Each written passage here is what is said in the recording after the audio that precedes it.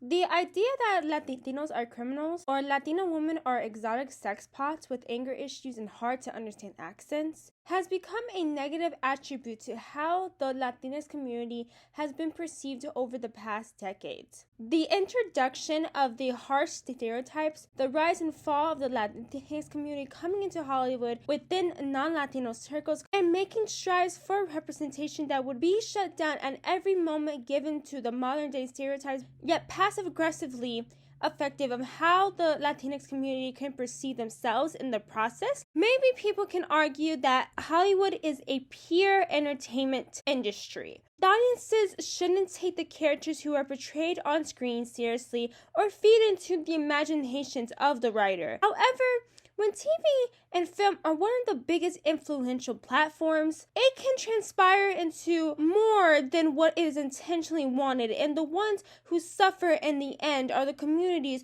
who are on the receiving end of the indoctrination of assumptions.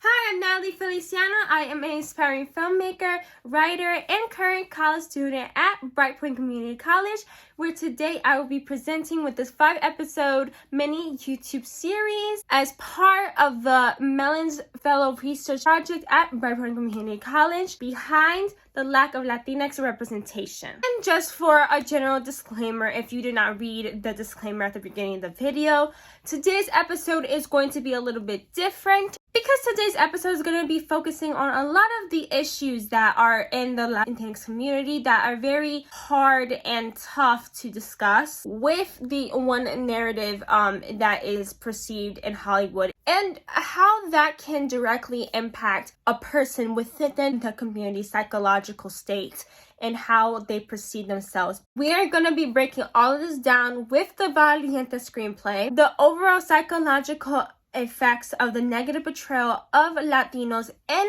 the Latinx community.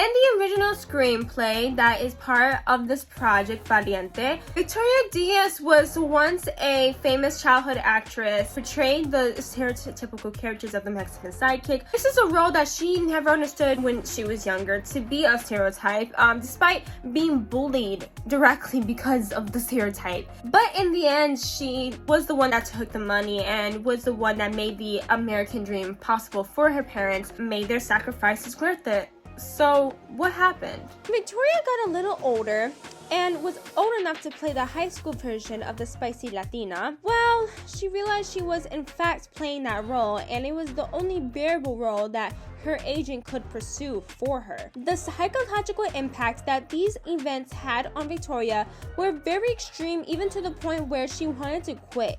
But with a little encouragement and an effort to learn her history, this changes her perspective on how she is perceiving herself as an actress, but ultimately on how the industry purposely feeds into these portrayals, making the young Peruvian want to find a solution to the problem rather than contribute to it. And the solution that she ultimately comes forth with, direct inspiration by Elena Flores, a Latinx filmmaker, and Cameron, a LGBT filmmaker. Through her impact that she had as a child, and now with the world of social media opening up during this time, to make a mini YouTube series with her best friend May Acosta, who is a aspiring filmmaker, and their friends Brahim and Sean. These are great inspirations to make our voice matter in the name of representation in Hollywood can be greatly reflected in real world time. As mentioned last episode through the HuffPost article citation of Latinos in Media Report, which cited that the media industry already lacked partly in the representation of Latino workers, service jobs to executive roles. Although Latinos are the largest minority in the United States up until this point at 18.7%. So that means in confirmation of the direct report, it states that Latino workers are often segregated into bad jobs. 27.9% of construction jobs Latino men have versus the 16.3% of the other U.S. men who hold this job title. Things are a bit better for Latina women, as 29.9% are in the large minority of management or professional-related jobs compared to 46.9% of all U.S. women. However, since the pandemic has made it evident for how Latinas struggle to find jobs and remain employed because of sustained structural disadvantages. Therefore, the consequences of the downfall of the general Latinx workforce has become more apparent thanks to the pandemic and above all other circumstances.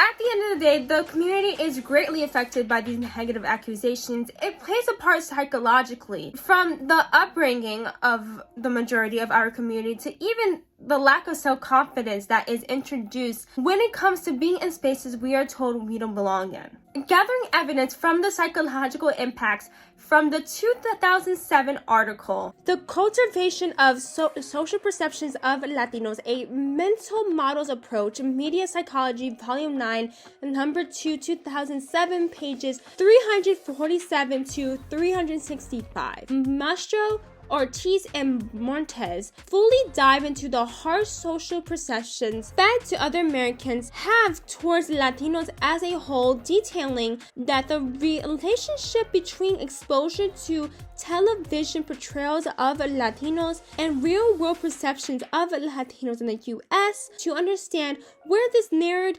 perception comes from. One's real-world evaluation of Latinos will be stronger for heavier viewers than for lighter viewers. Thus, it is predicted that as TV consumption increases, the influence of individual perceptions of TV portrayals of Latinos on individuals' real-world evaluation of Latinos in terms of criminality, intelligence, and work ethic will be greater.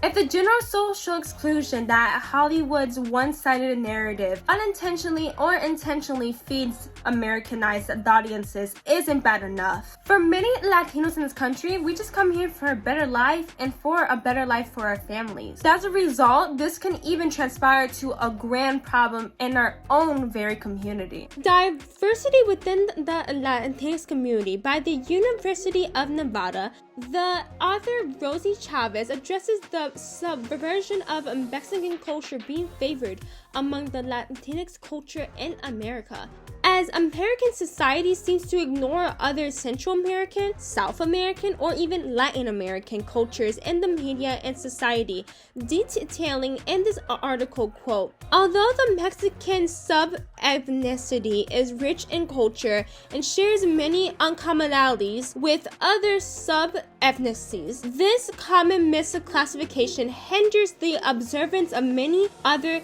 sub-ethnic groups. Meaning the background I have in each of my videos isn't just for show. It is to show the diversity that the Latinx community has. Along with this, she adds in her own experience, quote, I learned that although we all identify as Latinx, those small but significant differences were attributed to being of a different sub-ethnic group. As a child, my friends would question why I spoke differently. I didn't have the answer to their many questions, and it became troublesome to always justify or explain myself to them. So I began to acculturate to the Mexican culture. While acculturating to other sub-ethnicities has been beneficial in many ways as a cultural phenom, and not unique to my situation, whereby sub-ethnicities acculturate to more dominant ones and subcultural expressions are lost.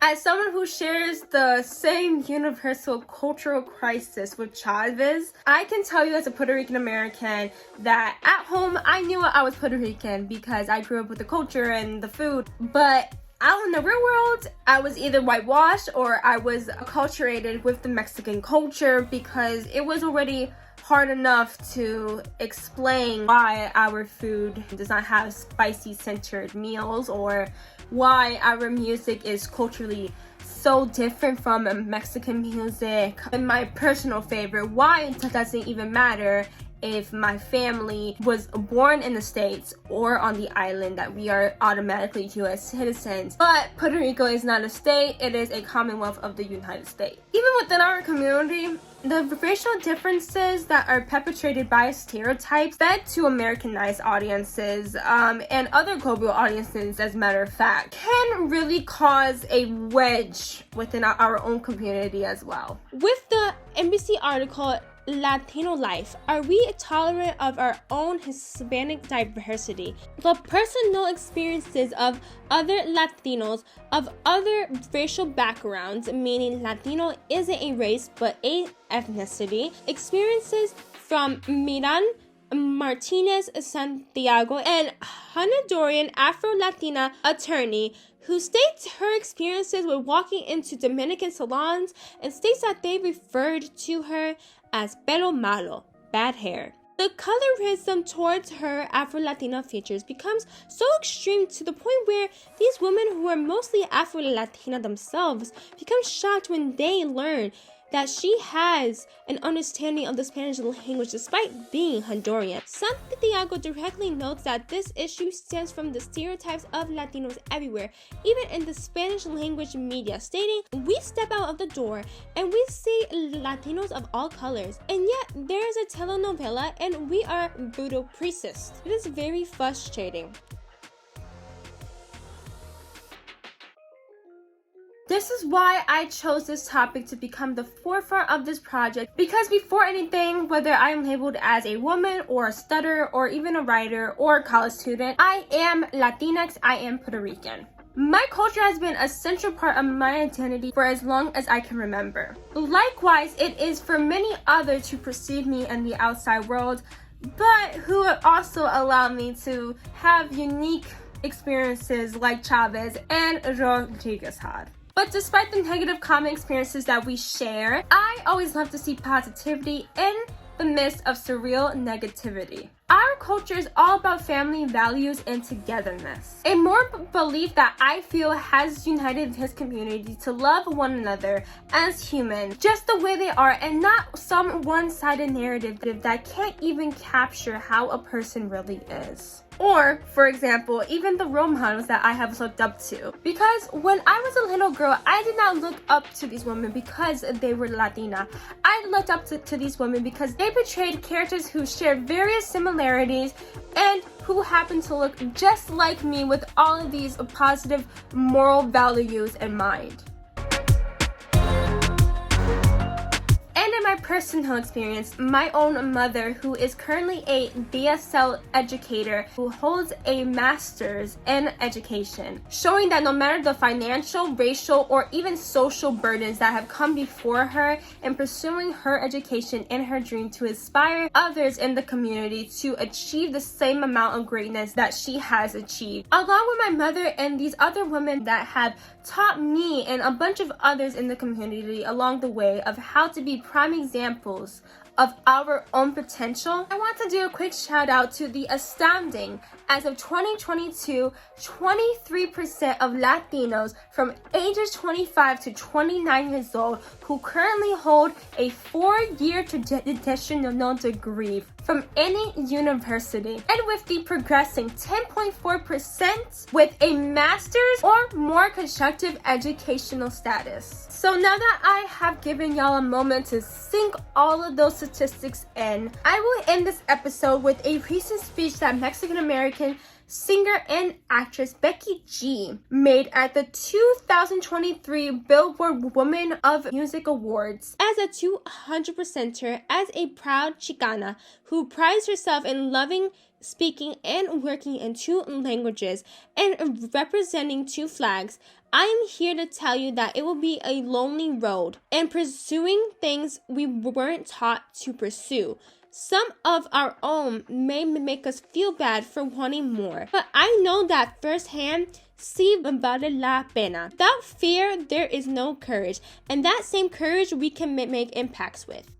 Thank you so much for watching this video, and join us next time for the final episode of Behind the Lack of Latinx Representation, as we finally will end with an intense inclusion on the research topic at hand of the grand solutions and methods our community and the Latinx talent in the industry can follow through with in order to make the future a better place for representation tomorrow, and so that there does not have to be another episode, series, or whatever of this in like 2050. Until next time, I'm Natalie Feliciano, and I will see you later. Bye!